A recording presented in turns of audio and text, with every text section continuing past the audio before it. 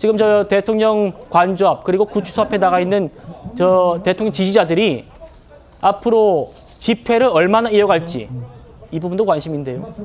그 탄핵 반대 집회의 구심점이죠.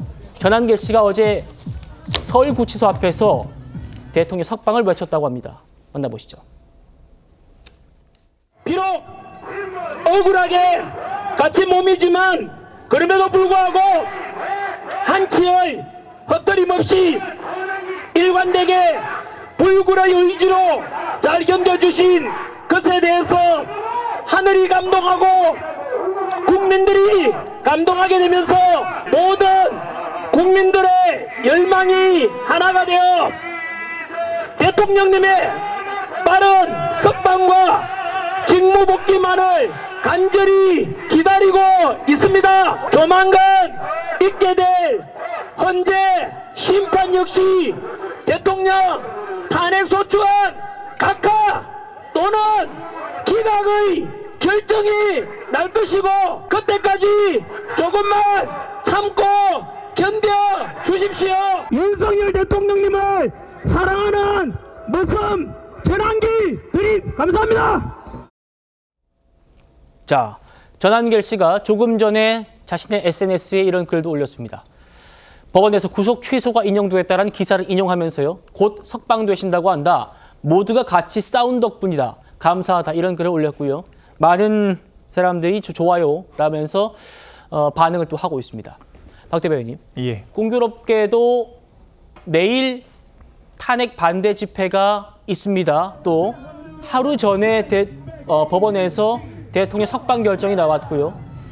아직 검찰이 어떤 결정을 했는지는 모르겠습니다. 아직 안 나왔습니다만 만약 오늘 내로 그리고 내일 집회 전까지만 대통령이 석방된다면 내일 열리는 대통령 탄핵 반대 집회 상당히 큰 동력을 얻을 것 같아요. 맞습니다. 사실 저도 지난 2달 정도의 시간이죠. 윤 대통령이 체포가 되고 50여 일이 흘렀으니까 그때까지 어떤 과정이 좀 주마등처럼 스쳐 지나가거든요. 그러니까 공수처가 좀 불법적인 이런 영장들을 집행하는 과정에서 좀 여러 가지 구설들이 있었고요. 그 과정에서 많은 지지자들이 관저 앞에 자발적으로 나와서 자리를 지켰습니다. 그러니까 지금이야 조금 날씨가 좀 풀렸다라고 하지만 당시에는 정말 칼바람 날씨였는데도 불구하고 정말 많은 지지자들이 자리를 지켜줬거든요. 그러니까 그런 분들이 이제는 이제 매주 토요일마다 또 집회를 시작을 하면서 어느 정도 정돈된 양상도 보이고 또 좀 가닥이 잡힌 양상도 보이는데 오늘 결론적으로 지금까지 좀 판판이 좀 서부지법을 위시해서 어떤 영장 발부가 되었던 상황이었는데 오늘 비로소 첫 번째로 이제 중앙지법이 좀 어찌 보면 지지층들이 고무될 수 있는 그런 결정을 또 내려준 게 아니겠습니까? 좀 그에 대해서 또 큰 호응을 보이고 있는 것으로 보이고요. 또 내일 집회가 또 3.1절 집회 이후에 또 일주일 만에 있는 상황 아니겠습니까? 지난 3.1절 집회도 경찰 추산으로만 13만 명 가까이가 모였다라고 할 정도로 역대급 규모였는데 내일 또 어떤 이런 에너지와 열기를 모아서 또 더 많은 이야기들이 나올 것이라고 생각하고요. 혹자는 이 전한길 씨 이런 표현들이 조금은 과하다라고 생각하실 수 있겠지만 제가 봤을 때는 어떤 제도권의 공직이나 당직이 있으신 것이 아니라 시민사회에서 활동을 하시는 분이지 않습니까? 그렇기 때문에 저는 어느 정도는 또 자연스럽게 또 이해가 되는 부분들이 있다라고 보고요. 그러니까 내일도 무엇보다도 좀 어떤 폭력이나 좀 그런 혼란, 충돌 없이 좀 무사히 집회가 마무리되는 것이 무엇보다 중요할 거라고 생각을 하고요. 예. 그 광경을 지켜보려고 합니다. 예, 성진 부장님.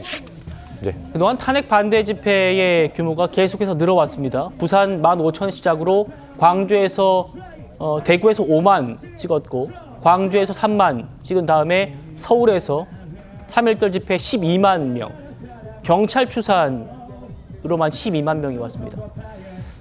내일 탄핵 반대 집회가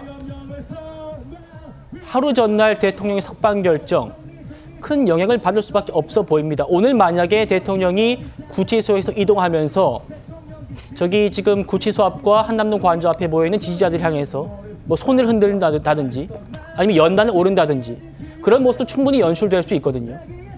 그랬을 때에 대통령 지지자들이 받는 그런 동력 어떻게 평가하십니까?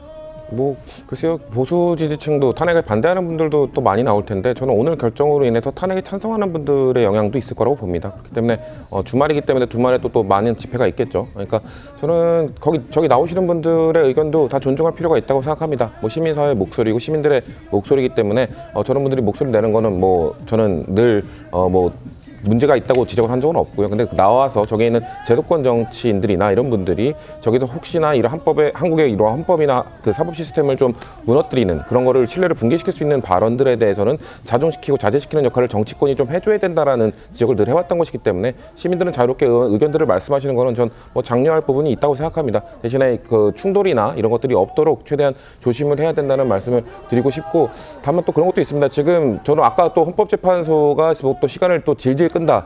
참 곤란하죠. 좀 속도를 내면 너무 졸속으로 한다는 비판을 받고 또 좀 시간을 끌고 있으면은 너무 질질 끈다라는 비판을 받고, 그러니까 적당한 시기에 좀 빨리 결론을 내주는 것도 필요할 거라고 보고요. 저는 탄핵 찬성 집회든 반대 집회든 아마 탄핵 심판 결과가 나온 이후에도 뭔가 계속될 것 같다라는 생각이 듭니다. 아마 그 결과에 한쪽은 아마 좀 받아들이기 어려운 부분들이 있을 것이기 때문에 그런 에너지, 그런 분노들을 저는 정치권이 만약에 탄핵이 인용된다면은 저는 그럴 것으로 보기 때문에, 그러면 조기 대선 모드로 넘어가지 않습니까? 그러면 조기 대선에서의 그런 좀 긍정적 에너지로 발현될 수 있도록 정치권이 좀 이끌어주는 그런 역할들도 필요하다. 그렇기 때문에 저기 나온 분들의 분노, 찬성하는 분들이나 반대하는 분들이 다 분노하는 감정 때문에 나온 것 아니겠습니까? 그런 감정들을 정치권이 어떻게 올바르게 좀 이끌 수 있는지에 대한 고민을 좀 같이 했으면 좋겠다는 말씀 덧붙이고 싶습니다. 예.